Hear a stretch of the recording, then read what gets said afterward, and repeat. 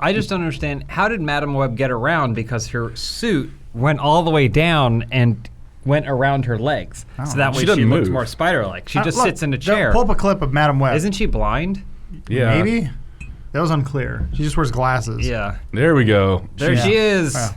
I bet people are like, finally, the chance for a woman of a certain age to play a character in the Marvel universe. Ariana Grande is Madam Web. Oh, yeah, nice. Headline reads. God. That's like a snake tail? How does So- that make her look She was more like a you're spider? part of the spider force. Yeah, look, What? if You got he- bit by a radioactive spider. if he got bitten by a crow, would there still be Madam Web? Yeah, because he'd be part of the crow force or whatever. The spider lineage is long. It precedes you, Spider-Man.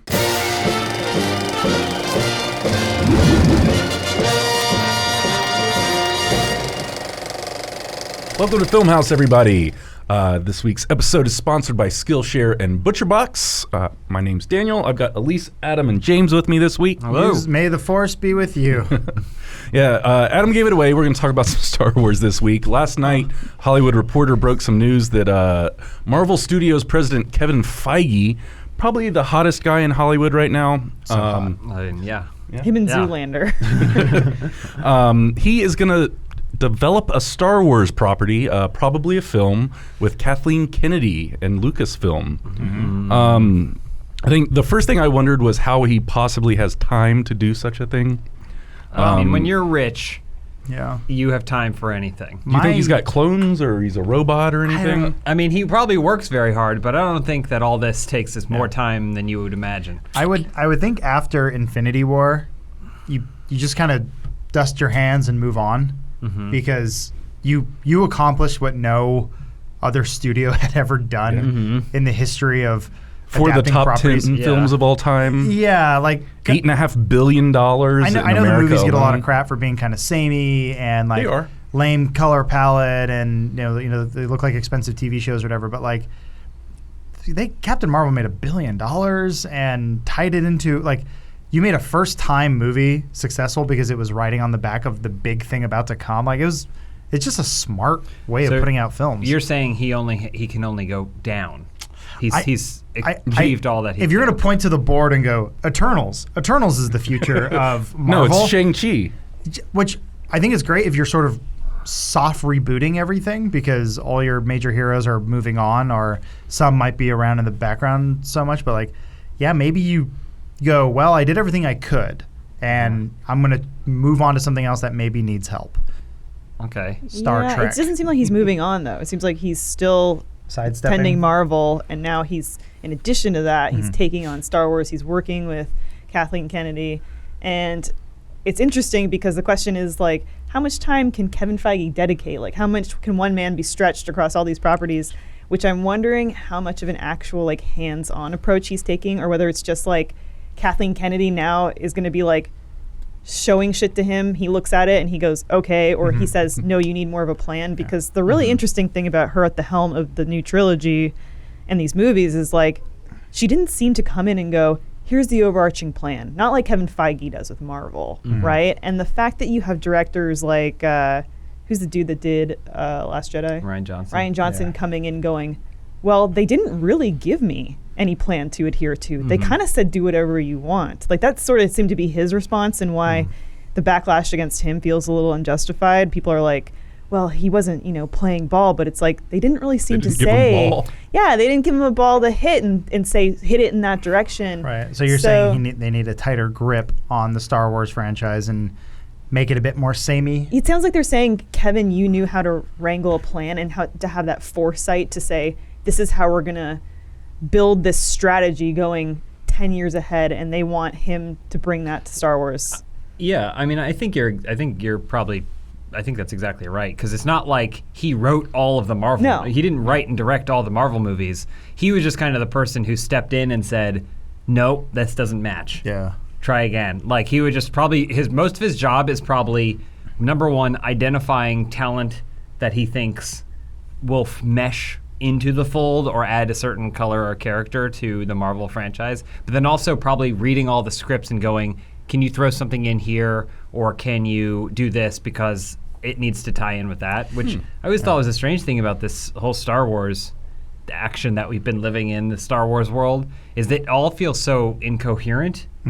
And that makes sense when you don't know that something is going to be a huge success, that you're like trying to figure it out afterwards. Like DC. Like DC is like just, you're like, is this going to work? I hope so. It's unclear. But Star Wars is one of those franchises where you go in, you know it's a... They also already had the Marvel template going by the time Star Wars kind of popped back into popular culture. So it is weird. I always thought it was strange just watching it. I was like, so they have this trilogy that has no coherence, but then they also have these other movies where they could be completely have no coherence, but so desperately are tied to the Star Wars universe. It just seemed... You're talking about like Rogue One and Solo and Rogue stuff. One and Solo. It's just like, if you can do anything here, why are you doing anything in the main trilogy? But then these other movies are so desperately tied to the information we already know. It didn't seem like there was a plan. So even Disney can't replicate the Disney formula? Even though I know Disney bought Marvel after Kevin Feige already started it off with Incredible Hulk and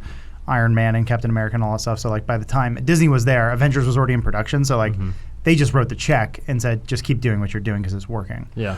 I think that's interesting because it's, I think something you're talking about is Star Wars was given to all these directors. You know, you guys, you're talented, you come up with something. In the way and then Marvel, it's more of a controlled, they don't have these huge blockbuster directors. They might become that, like the Russo brothers. But that's generally opposite of the way I would think you make a really good movie, is trusting some producer to put people in a team without some brilliant person directing. I do think like, Last Jedi was kind of a marvel, like the way they brought on Taika Waititi to do Thor, bringing on Rian Johnson to do, like, he's not the kind of person that you would think, I'll give him a Star War. But they did. Yeah. And I guess it's just, you just need your mastermind, your puzzle master, and that's Kathleen Kennedy maybe didn't have that foresight. I think she probably wanted to find talent and then let them take a shot at the franchise. I think Kevin Feige does that too, but Kevin Feige says, Taika Waititi, we would love a Taika Waititi movie in the Marvel Universe set in a completely different galaxy, far, far away from anything that actually matters, and then we'll just retcon most of what happens by the end of that movie to fit in with our... And lest we not forget, there have been times when it has failed. Edgar Wright. Yeah. Like, that was like bringing an auteur to do it.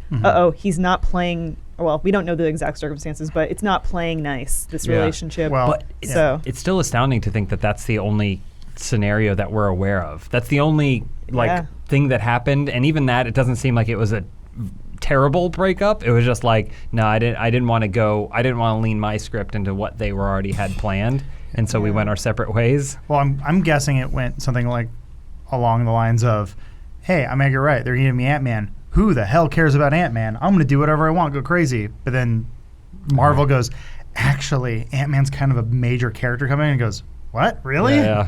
We need you to establish the quantum realm because his name's Ant-Man. It's going to make a time machine. A time machine? He goes small. Yeah. And he's like, actually, he goes big too. He goes big. And he goes, okay, you guys do your own thing. We're going to have Michael Douglas in young man makeup. It's really far down the road, but we just need to make sure he doesn't hit his wife. Yeah. You see, Gwyneth Paltrow will show up as what's her name? Michelle Pfeiffer. Yeah. She's gonna show up, and then she does something, and Edgar Wright goes, "Why'd you show me all this? I don't care. I just want to match it to music." That's exactly what I was thinking. Did he have the soundtrack already? So there's very little story here. We don't know much about what's happening other than Kevin Feige is apparently a huge Star Wars fan, more so than he was ever into Marvel comics. He was a Star Wars fan as a kid. And I think one thing we attribute to him is creating this vast interconnected universe of like 20 whatever films. Is there like room to do that with Star Wars, to make 10 years of 15 films and make it this interconnected thing? Because that's kind of where we give his skill set. Depends how much you want to stretch that anal cavity, Dan. I mean, I think extended universe, the Star Wars expanded universe or whatever, in the books and comics and stuff, kind of have already set that precedent. And it's messy, but that's the same way that Marvel Comics, if you're just trying to read them, is messy too. Yeah. You just need someone to come in and go like, well, this is what we're going to focus on. A Jacob, if you will. So this is like maybe the third person that they've said go make some Star Wars stuff. You know, they've got Rian Johnson supposedly still working on a trilogy. The Game of Thrones showrunners supposedly working on a trilogy. Yeah. How many of these different stories are going to be possible? To the last point, I would say that something that's kind of different comparing like Marvel was executed within the span of 10 years. Whereas Star Wars, you're pulling films from the 70s and 80s, early 2000s, now together that are all tonally very different. You're trying to make everything feel cohesive. It's like, at what point maybe does Star Wars maybe even try to like record scratch it? And like this kind of felt like maybe they'd have to like reboot the whole universe, and which it would be tough because those films are so iconic. Well, you can, because it is a galaxy far, far away. They did with the Old Republic, which was one of the smartest things they did in Star Wars lore, where they go, all right, this takes place really far away. 2,000 years ago. Yeah. Or like 10,000, something like that, where it's like, we're not going to be closely related to anything, so we can do whatever we want. So, because right now, everything's stuck in this I guess this time loop, basically. Mandalorian is kind of its own beast on the outside of the galaxy. Still, though, Hopefully. the first question comes up. They're like, which episodes does it take place between? And they go, I don't know, 3 and 4. Yeah. What do you want from me? Oh yeah, but Dan, are you saying like who we think would be good to bring into the universe? Or Well, no, I mean, I think they're going to have to start over, right? They're not going to reboot Skywalkers. They need to create I think a this whole is- nother this is it. series of characters. Yeah. And then 10 movies from that. And there are no comic books. There's not 60 years of other writers coming up with material for you to there's put plenty of together. comic books. Disney just pretends they don't exist. But here's the thing, like no one thought that Iron Man could lead a franchise like Hell no. that. So you're It just took someone who identified it and then breathed life into the character in a cinematic way. Yeah. So I'm sure someone out there could tell us amazing candidates to lead a Star Wars ongoing franchise for 20-something films. We just might not be aware of them because we don't care, kind of like we didn't care about Iron Man. if they did like the story of General Grievous, I know it seems silly. You but, just like, said you wanted to get away from it all. No, but his backstory is like really cool and interesting and dark. What about that first Sith guy? What's his name? Darth Maul. No, the The first Sith. Plagueis the Wise or No, whatever. it's way before them. It's the Darth dude, he was like a Bane? slave, and then he like broke out. He's like the first Sith. Guys, come on. Anyway, Is he a I spider? have a couple. Let me pitch this to you. So- Okay. Darth Vader versus Magneto. Yes, I love it. So one of the other little bits in that Hollywood Reporter article was that they say, a source of theirs says Feige has already told a major actor that there's a specific role that he wants that actor to play Cool. in a Star I'll Wars turn. movie. So is it Robert Downey Jr., or Chris Evans, Scarlett Johansson, Rahul Kohli. Yeah. Michael B. Jordan? Yeah, was- Rahul. That was what I thought about when he came on. I'm like, I wonder how many of those actors we're going to see No. in The ones Star that he Wars. recently Actually, killed. I think they I want to know- get back into that. I know I who mean, it is. Another billion. I think they're going to recycle Maybe not Chris people. Evans. I actually know who it is. Who, War Machine. Oh, Terrence Howard. The original. original. He said, "You need to step away from Marvel right now because we're gonna Like groom waves, you." man, waves. Yeah, Guys. we're gonna make these movies impossible to make. What if they're fucking insane and they try to cross the cosmos and they try to bring like the Marvel Galactic Universe and have some sort of No one relation to the Star I Wars? love it. People would throw themselves down in the streets in the Guys. path of cars. Natalie Portman is She tore, and Darth she, Vader's the wife mama. and Thor.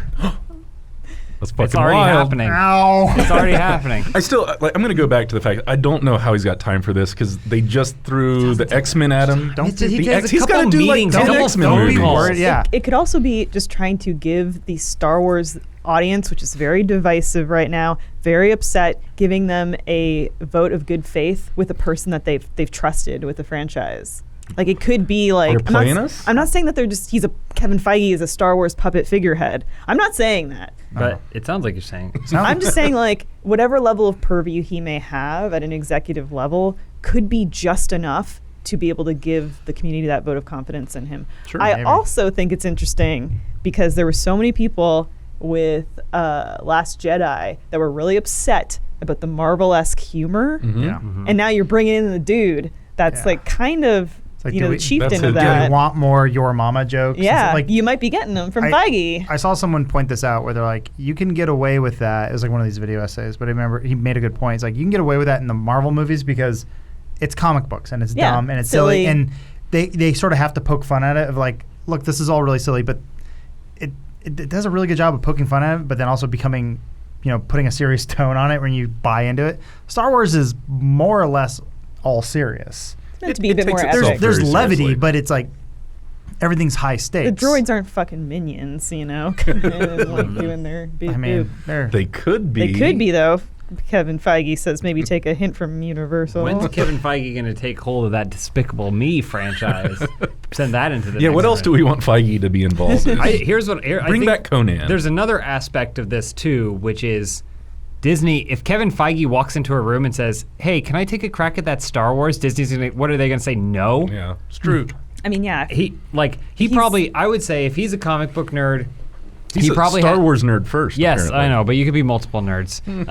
So like he probably has a plan. But like Adam was saying, it's like now we're into the Eternals. He might be in a- Shang-Chi. I'm sure he's probably like, well, call me once the X-Men Yeah. are back in, and then I'll come back I don't really wanna hard. But speak until for then, him, but like You should. he might be in a position where he has so much clout at Disney that he can go, hey, I really want to work on Star Wars. And they go, but you're our Marvel guy. Like, everyone knows that Marvel's in such a big period of transition following Endgame. Like, we can't lose you. And he goes, okay, well, you're going to lose me if you don't put me on the DC Star called. Wars. Kevin Feige puts his foot down. He says, Joker's a callin', and I think you know. you're right. He has made so much money, made so many hit films. He can do anything in this industry he wants. So maybe he is at that point where it's like, what do I want? Yeah.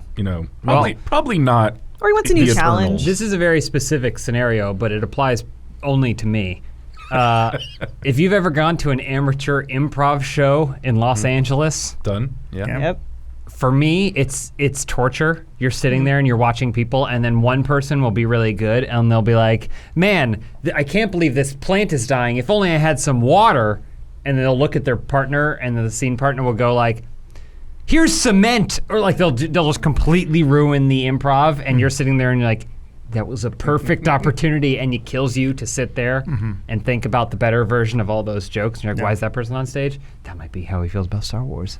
He's watching the franchise, and he's like, I don't understand. Why are they focusing on this? And he probably goes home and barks at his significant others and goes like, who cares about any of this? My brain is broken, and instead of listening to what you say, my brain went, how would I respond in that situation? Oh, I would pretend that I had water balloons in my bra, and then I would hand them to you because I had those were my boobs the whole time. I'd laugh. Like on stage is I what would you go- do in the I improv would show go, that I made up? Here you go. Uh-huh. Can you Well, that's repeat why you're everything you good. just said? That's why you're good. Well, from the Marvel side, he probably has a pretty good job because he's got a bunch of like X-Men DVDs. He can just hand someone and go, "Don't do this." And they What? go, "Cool." You mean the movies? Yeah. But they already did do that again. Twice. Again. Yeah. And he goes, "Don't do."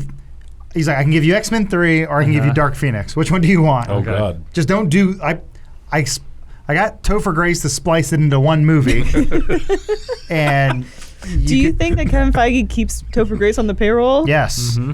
Under the stairs. Yeah, he keeps him chained with a MacBook, an iMovie. Yeah, keep editing. Edit your little heart out. Topher Grace thinks he's so much better than the rest of us, but he read that Spider-Man 3 script and he said yes. That was a leaked email. I guess you can find it on WikiLeaks somewhere. Someone point out. I didn't actually click on it, but there's those leaked emails from Sony, and there was an email from Feige basically saying, "Hey, saw what you guys are doing with Amazing Spider-Man 2. Don't do it." And they just said, "I think we know what we're doing." Hard cut to Spider-Man swinging a sewer thing at Rhino, and hard cut. Going, Wow. dear God. But anyway, so yeah. So yeah, I guess a lot of people are supposing this is a prelude to a larger role for Feige at Lucasfilm. And I kind of hate to bring this up because I think this is just people drumming up sexism, but people are saying, "Oh, Kathleen Kennedy's messed up all these Star Wars movies. Push her out. Get Kevin the Hitmaker in there." Yeah, I don't know. I don't know. I just think First of all, here's a safe thing to do for everyone to do. You have no idea what that job is like. Oh, God, you have no idea what it requires. Every single imagine it's person tough. watching this every single person talking about it has no idea what that job requires of you. Kathleen Kennedy has a extremely huge resume. She's been doing this for fucking ever. And I would say that if I had to guess at a potential misstep, it's what we already kind of touched on, which is she tried to find really talented people and then just let them go. Why am I going to get involved in this? Let she these had people do JJ it. up first, and you trust JJ to do his thing. JJ. And he did do his thing, and then she brought in Ryan Johnson, who did do his thing. Like it's a lot of people kind of doing their thing. The only time I feel like there's been some interference is with Chris Miller and and in Rogue One, Gareth Edwards was kind of fired, and they reshot me into that. But like, I think some of those are like maybe they did their thing too much. Whereas, like we said in the Marvel franchise, they generally bring on someone and then tell them to do our thing. Yeah. So you know, I still want to see that. Was it Chris Lord, Phil Miller, Phil Lord, Yeah. Phil Lord, and Chris Miller? I get their names. The Miller Lords. Those. You want the Snyder cut? I want to just see what they were gonna do with it because it's a lot of people are coming back around right now in Solo and going. Actually, if you watch it, it's pretty good. And like, I didn't hate it when it came out. Me either. It was the first Star Wars movie to lose money. Wow. So. But that's because they had to make it twice. They also released it like a couple of months after another Star Wars movie, didn't they? Yeah, that might be a level of oversaturation that they might have to learn from of that. I think with Disney Plus and everything else coming out, maybe that will make things a little easier because then you can release The Mandalorian and it doesn't have to go to theaters and they can just you can just say how much money it made. Yeah, you can just control it all, and so maybe Solo would be a Disney Plus movie, instead of a big huge blockbuster. Like you can make these smaller films maybe. Sorry, I'm just distracted by how good Yoda looks in the trilogies. He looks Say what so you bad. will, Episode 2 has held up like milk. He looks so bad. He looks so bad. The Star hurts to Wars watch. landscape, it is kind of complicated right now. I think they might be scrambling to just figure out what's next, considering they've attached so many people to so many different projects. Yeah, those can change though. Yeah. Well, after the failure of Solo, followed by the failure of Galaxy's Edge. Oh, Well, Two that's people another hate Star Wars. That's another thing. I guess that hasn't been doing as well as they had expected. here's the thing: you all need to go out there and support Rise of Skywalkers because when they do that Disney hotel thing where you become like a Jedi for a weekend, depending on how well that movie does, is going to correlate to how much they're going to charge for those tickets. Right now, I think it's going to be like $1,000, $2,000. Yeah. But the movie bombs, it's going to be like $300,000 Why? to do this experience. Why? It's going to be way less. They got to make up for it.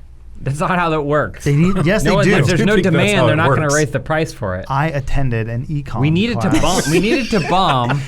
We needed to bomb so that way the tickets are cheap, so we can actually afford to go to the $1,000 per night. Oh, they're whatever. gonna raise. Oh, down. Up. At the rate that they want all these projects to release, they have no choice but to employ different talent to work on all of them. And I can see why the logical thinking would be we know a man who was able to orchestrate this with a critically acclaimed and financially bombshell of a franchise. Terrence Howard. So bring Terrence Howard back. He's back. Original roadie. My roadie. Guys, Ben Mendelsohn is a bad guy in Star Wars and also a Skrull in Captain Show Marvel. me no more Spectre. We already have the crossover. But does his lith carry that a across Christmas the Carol franchise? reference? Yeah, it's worse. We just say it all the time. I don't know. I think they jammed more stuff in his mouth when he plays I Talos. don't understand how he can't just talk normal. It's got big teeth and an Australian accent. I love Rogue One. Man, so good. It Rogue looks One- so fucking Rogue cool. One's actually well, hold on. I was aged going to follow it pretty up with well. a joke. Go. Like all my favorite characters, like Blind Man and Big Gun. Hold on. Baze Malbec and that's It's probably Blaze wrong. Malbus. So you might do be. know. Jern And- Urso. Barth Cassian Vader. Andor is getting his own show, Adam. Who? Yes. Oh, the guy- exactly. AQB Z17. The guy from the Void experience. How do you think someone names I a think- robot? They're like, we need to find letters that go together that kind of have an aesthetic. Yeah, there it is. He just did it. VLHKJ. Ooh. Okay. There's a Destiny like gun name generator out there because they're all just sort of samey. Yeah, Yeah. yeah. So I'm pretty sure they do. Like I bet there's a droid. Nice. Yeah. Nice. You can find it. There's a generator for anything. Nothing's original. 8675309. It's my favorite droid. Thank you for calling me. Yeah. Jenny, how can I help you? Anyway, that's what I want to do. I want to call a girl whose number I found in a bathroom stall. I just feel like what Star Wars really needs is a mastermind that will share their skill. Share their skills, kind of like Skillshare, Elise? Skillshare is an online learning community with thousands of classes covering dozens of creative and entrepreneurial skills. Premium membership gives you unlimited access so that you can join the classes and communities that are just right for you. Whether you want to fuel your curiosity, creativity, or even career, Skillshare is the perfect place to keep you learning and thriving. I love learning new skills and improving on those that I already have. After only a few minutes of poking around, I already had dozens of tabs open in Chrome and was following many creators whose work I enjoy. I picked up a quick After Effects skill of utilizing the speed graph to exert more expert control over zooms and pans in Funhaus videos. After Effects is a massive and powerful program, and I look forward to expanding my abilities further with Skillshare. In a past life, I was a graphic designer, and I would have killed to learn from some of the greats. Skillshare offers classes like logo and custom type design with Aaron Draplin and book cover design with Chip Kidd. The ability to learn directly from masters of the craft is invaluable. I can't wait to take in everything those guys have to offer. Skillshare is also incredibly affordable, especially when compared to pricey in-person classes and workshops. An annual subscription is less than $10 a month. Because Skillshare is sponsoring this video, you can sign up with the link in the description below and get a free 2-month trial. So use the link in the description, head over to Skillshare for a free 2-month trial. And thanks again, Skillshare, for sponsoring the episode this week and bringing us here and letting us talk about Star Wars. And we have more Star Wars to talk about. I know everyone loves that. That's fine. So I'm going to go get Jacob. I feel like we left him out of our Star Wars conversation. Do you want me to grab him? No, not really. No. Okay. He's busy. I mean, I know he's busy, He's but very busy. Also, Jacob's known for his harsh, hot takes. All right, I can do a quick, Jacob. Oh, gee golly, I love it all. Thank God the woman's gone. He'll just sit more upright. Yeah. He's got Yeah. great posture. He does. And just always smiling. Yeah, I think it's going to be great. Wow. We love Jacob here, by the way. So there was a little more Star Wars news this past week. There were a few articles about George Lucas being betrayed by Disney. Yeah. Bob Iger's memoir came out. So Disney CEO Bob Iger released his memoir with a very short title, The Ride of a Lifetime, Lessons Learned from 15 Years as CEO of the Walt Disney Company. Wow. But I guess in that he opens up a little bit about how George reacted after selling his property for about $4 billion. Cool. Adjusted for inflation, or is that at the time? That was at the time. Wow. Yeah. So yeah, $2.2 billion in cash and $1.8 in fucking stock. Yeah. Disney is weird. stock is basically worthless. Is it? No. Probably worth more. I was now. going to say, like, after that sale, their stock also probably went up. So it's a really weird way of playing the Yeah. system.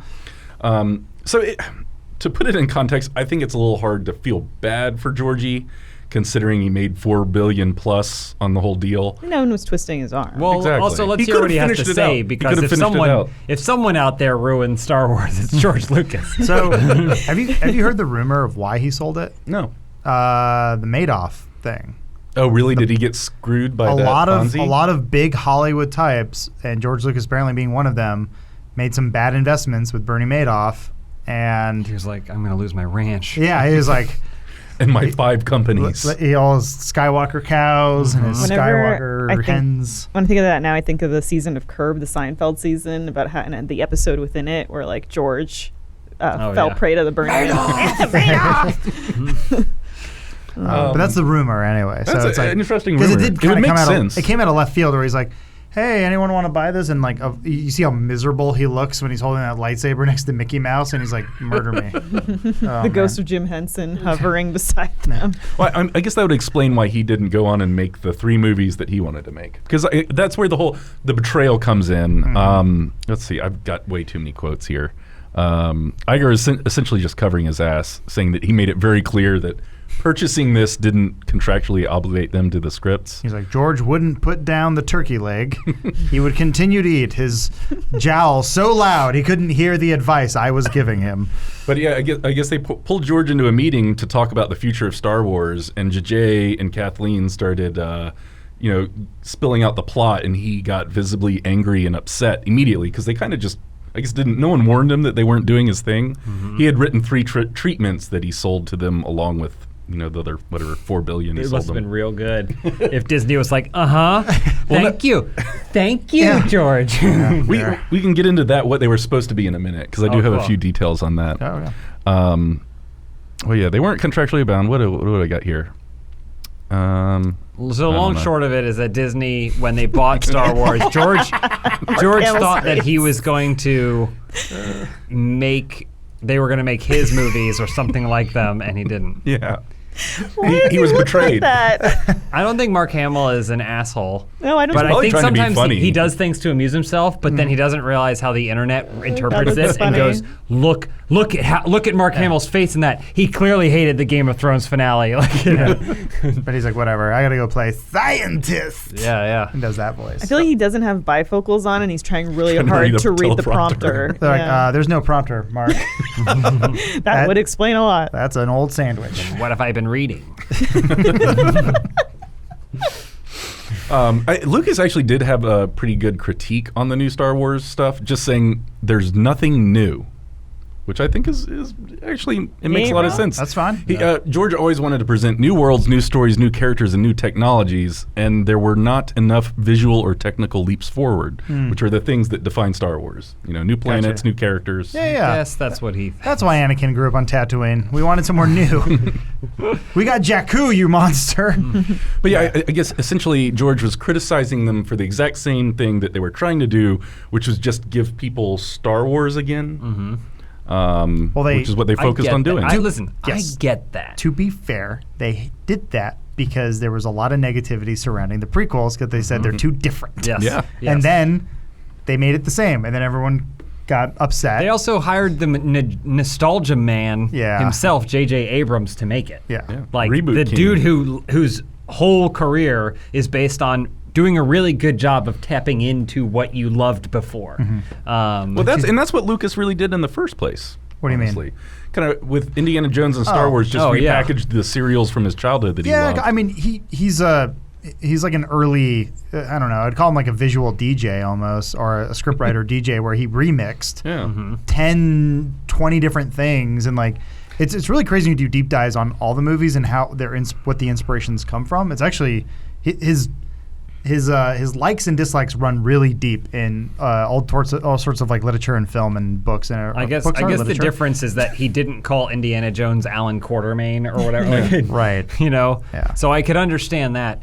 The only problem, like thinking about it, and I don't know when his quote is from, George Lucas's reaction. This is all from Iger's book, all those quotes. Yeah, but I assume it happened during the time of Force Awakens, right? in the- They were it's pitching in the- him Force Awakens. What Oh. excited me about Force Awakens was how we knew it was a trilogy. It started and it felt like we were going through the same things again, but I was excited to see how the cycle was going to break.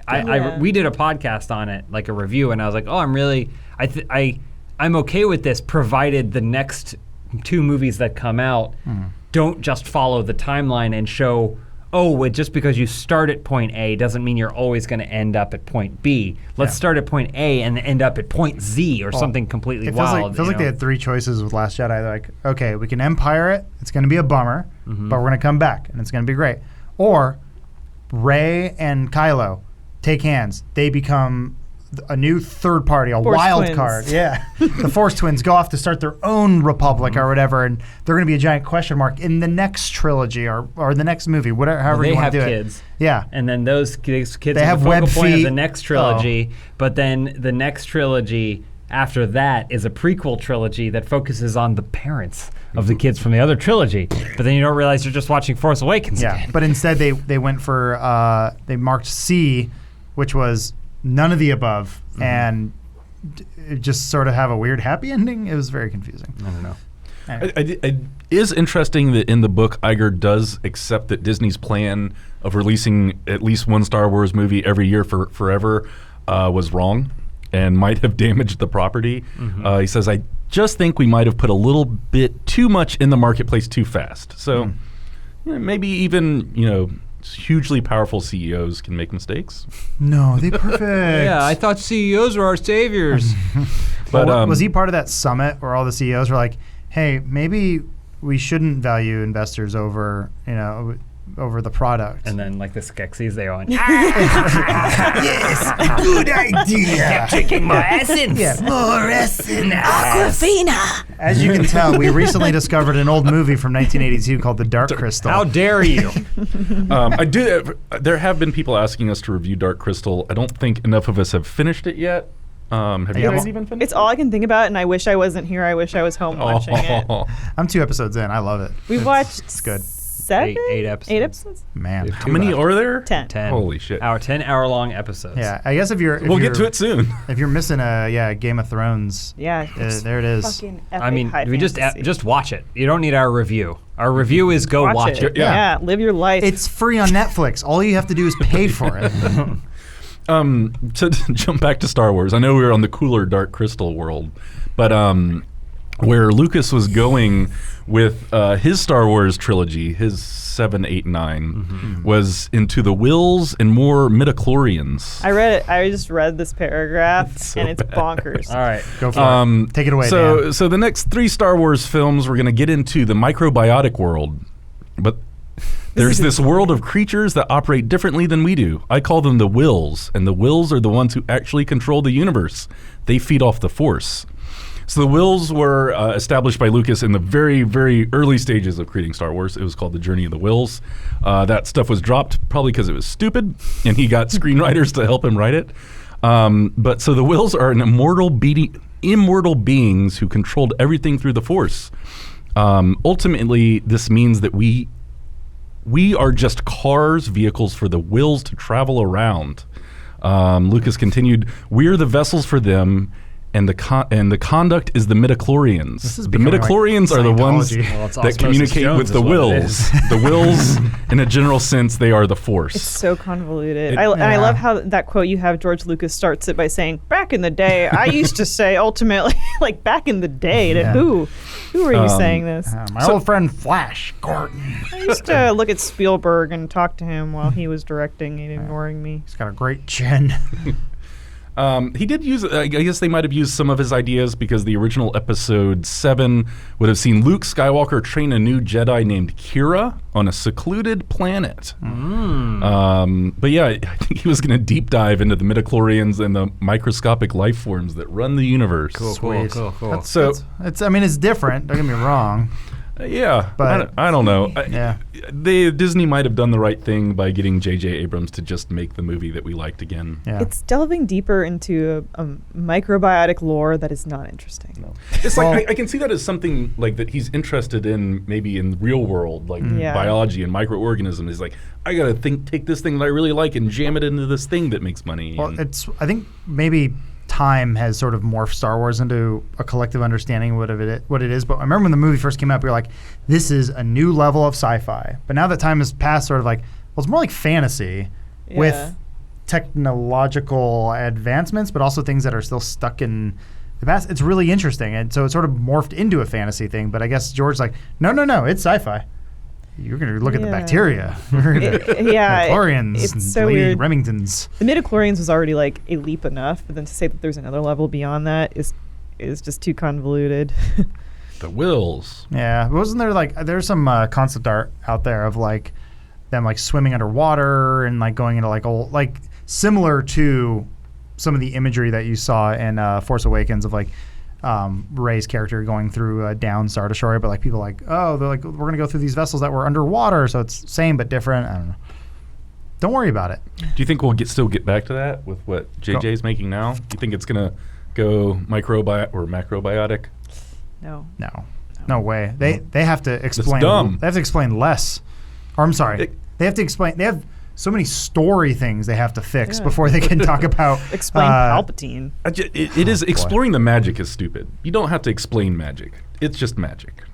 I don't. Well, Game of Thrones. It's sort of the idea was magic was coming back to the world because the dragons were back. That was kind of a cool They idea. didn't they didn't start talking about the comet landing on the planet. Well- and Oh yeah, there was a comet. What happened to the comet? I mean,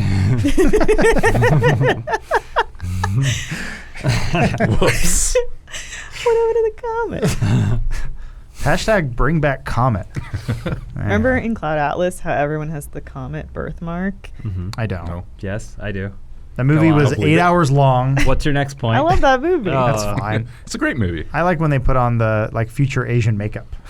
Okay, all right. What? Well, the whole movie is set up with the same cast throughout. That's the one section of the film that they're supposed to recast the whole thing. That doesn't make any fucking sense from a filmmaker's point of view. Doesn't make any sense. Same problem with nerve. Looper when they go. It is. It was just stupid criticism. I'm just saying, when there's certain things in movies, it's okay. Hey, listen up, directors. It's okay.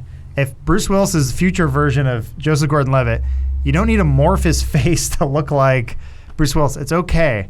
We understand there are two different actors. You could, if you're gonna believe time travel is a real thing, you can believe that this young guy is gonna age into this old guy. But It's how okay. does the blood in their body oxygenate their system so that way they can speak? So It's the wills. You guys are butchering Ryan Johnson in this podcast. You know What? that? Thank you, Listen, Elise. No. You're butchering him, absolutely. No, I'm Brothers Bloom, I love. They missed it. Anyway, Oh. yeah, Oh my if you God, want to they were- butcher something just like Disney butchered George Lucas's ideas, check out see. ButcherBox. When it comes to meat, quality matters, but there's more to it than texture and taste. High quality, humanely raised meat is important to me, and it should be for you too. It's better for you, better for the animals, and better for the environment. Luckily, there's ButcherBox. ButcherBox believes everyone deserves high-quality, humanely sourced meat. It is beyond simple to have a ButcherBox just show up to your door full of meat. It means there's always meat in the freezer, and better yet, less trips to the grocery store. Every month, ButcherBox ships a curated selection of high-quality meat right to my home. All meat is free of antibiotics and added hormones. Each box has 9 to 11 pounds of meat, enough for 24 individual meals. ButcherBox is a no-brainer. It's the best meat shipped right to my door. There are many options, like 100% grass-fed and finished beef, free-range organic chicken, heritage pork, wild-caught Alaskan salmon, and sugar and nitrate-free bacon. It's the way meat should be. ButcherBox is the most affordable and convenient way to get healthy, humanely raised meat. Right now, ButcherBox is offering new members ground beef for life. That's 2 pounds of ground beef in every box for the life of the subscription, plus $20 off the first box. So just go to butcherbox.com/filmhouse or enter the promo code filmhouse at checkout. That's butcherbox.com/filmhouse or use the promo code filmhouse at checkout. It's pretty easy. And yeah, get that. There's a bunch of free ground beef, you guys. If you guys sign up for ButcherBox now, you get 2 extra pounds in every box of ground beef for the rest of the time that you have that ButcherBox subscription, which I think pretty sweet. Thanks, ButcherBox, for bringing us here this week to talk about Star Wars and betrayal. And scientists. Yes, more Yeah. essence. Does anyone? Or whatever, Show of hands? Does anyone in the room feel bad for George? No, he's rich. Yeah, I No. mean, $4 billion rich. If he too. was like had totally knocked it out of the park every time he's taken a stab at Good Star point. Wars, then I would be more inclined to hear what he had to say. But Yeah. No, like- Empire was, the genius of, I forgot the guy that named the director and Kasdan. Like, he had these cool ideas. He's the idea guy, and then he employs other people to make the scripts and direct the movies. Even the original Star Wars New Hope, as it would be later known as, was very much saved in the edit. yeah, Rocket Jump, friends of ours, did a little video on it. A little video. that is a great video. It is a great video to show the power of editing and what you can do with it. I could see George being offended because, Star Wars being the empire that it is, and him obviously being involved in the creation of that, to think like, it wouldn't exist without him. oh yeah, So then people to cut him Sure, out. I think also, like, he might maybe feel it's insulted. naive when you make a huge deal with this massive corporation, but Yeah. to trust that they would kind of keep you around, keep your ideas, and use the ideas that you specifically gave them for these movies, that he trusted that they were going to do that, and maybe that wasn't the I smartest mean, if move. someone came to me and said, "I'll pay you $4 billion for your asshole," and I was like, "Deal," and then afterwards they go, "Now I'm going to fuck it," and I go, "What?" Like, I don't think I have any right to be surprised. Like, I'm the one who was like, someone's offering me a lot of money for this thing. Nice metaphor. I don't want to discount the sort of advancements that George Lucas is behind. Like, we have ILM because of George Lucas, and we have just a lot of great technology, and the modern day editing came about. Photoshop exists because of ILM. Like, there's so many things that you can trace back to one guy who can think bigger than what he can deliver on. But getting pretty damn close, and that's like it's something not to forget, that it's like, yes, the world is a very different place because of George Lucas, Oh, yeah. and don't just because we make jokes, it's not to say like I respect the hell out of the guy for everything that he's done. Like it's insane. So you brought up the Ponzi scheme. If he did lose a shit ton of money, once again, rumor. I don't know. I've just heard this. If there was some reason that he was in a financial straits, and this man must employ like thousands of people, and there's a lot of responsibility that comes with that. Maybe he needed to sell the company to keep all these thousands of people employed. Maybe it was other pressures. I don't know. I guess maybe I'm the naive one because I sort of like look at George Lucas as someone that is not was never like a savvy businessman. I don't know that about him. Maybe he was a really savvy businessman, but I saw him as like somebody that just wanted to make stories and do that with people that he enjoyed making stories with. And when I think like when you are a person who makes a company and your goal is to like sell it, or you're all about business. You're not really about the creative or the heartfelt aspect of it. Selling companies is one thing or another, but for someone that like you invest your kind of creative heart and soul into it to sell, like I think about like it's a different scale, but like the Rooster Teeth guys selling Rooster Teeth and like still retaining creative involvement following that sale, and like I don't think that like Matt Burney and the rest were like and the rest were like we're just gonna make a company to sell it. We're gonna get that revenue up, sell it. It was like something that they were like emotionally invested in, and probably if they had sold it and then the company was like, okay, sorry, not interested, they'd take it personal. Like even if that was not written in the contract that they had to stay on. It's this still baby that you poured your heart and your energy and your sweat for years into. Well, it's also something that you are one-to-one associated with. No one else no one thinks of George Lucas for anything but Star Wars. I would say too his business. I still think that's a Steven Spielberg thing though. But even to his business savvy though, he was smart enough at the time to hold on to those merchandising rights, which is why he's as he created the toy market, which, as far as we know, could have been an accident, like a happy accident, but it was a great business move. So like documentaries about it seemed like it was pretty well intentioned. Like he knew that no one would think to check that part of the contract. So is he a shrewd businessman? No, I think he became a smart businessman. Like he sort of learned on the job because he was a film school student who had huge ideas that people couldn't really understand, and he needed to bring in people who could adapt his vision, which was very hard to do because if you were to describe the plot of Star Wars to someone who's never seen a movie before, they'd think you're insane. Especially 50 or 40 years ago. Or he's a 7-foot monkey man, and he's hanging out with a cowboy, and they fly around in space, and there's a boy with a haircut, and he's got powers. The boy with a haircut. He's special, but he'll come in later. And then they blow up a big orb in the sky. It's like, what the? One of the best clips. And the space wizard escapes. But there's a dark space wizard and a good one. But Ben is Obi-Wan. Samuel L. Jackson, you'll meet him later. 30 years from now. One of the best clips you could ever watch is the show Thick of It. Yeah, when they're describing Star Wars, he's like, it's the movie with everything's Lego. He's like, it's about the gay hairdresser and the cowboy, and it's robots. And he's like, Star Wars, yeah. And then they all kill the planet of the teddy bears. They celebrate and they kill the bad guys. And he's like, really? That's what you think Star Wars is? Anyway, sorry. Malcolm's one of the greatest. As what? That's a great summary. It's just like he calls Luke a hairdresser. It's so good. It's all Lego. Anyway, sorry. Good out. Yeah, I think we hit the nail on the head. We don't need to talk about the Walker Texas Ranger reboot. Oh, rats. But that's the thumbnail. Stay tuned next week. Maybe that will bring you back. Yeah. Sit there like a cool puppet would beneath a bird-like creature. What's the reference? It's talking about the Skeks. I don't get it. What do they do? What's their line? Essence, yes. They love Essence. Miguel Flynn, Commander, no. As voiced by B.D. Wong. Wait, yeah. Wait, Benedict Wong. Who's B.D. Wong? No, B.D. Wong. No, is it B.D. Wong? B.D. Wong is the one who's in Pretty in Pink. He's in Mr. Robot and Jurassic Park. Yes. Benedict Wong is the one from Doctor Strange, who is also in Dark Crystal. He's the general. We saw him at brunch once. It's all connected. Got it.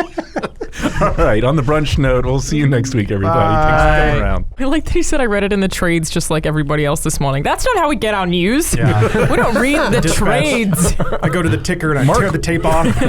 Mark Paul Sing might for the read the Browns back. trades. Yeah, just like everyone else does, right? No, Mark, just you. Man, Mario Lopez, though, been killing it ever since. He's everywhere. Also, he hasn't aged. Looks No. great. Dude looks amazing.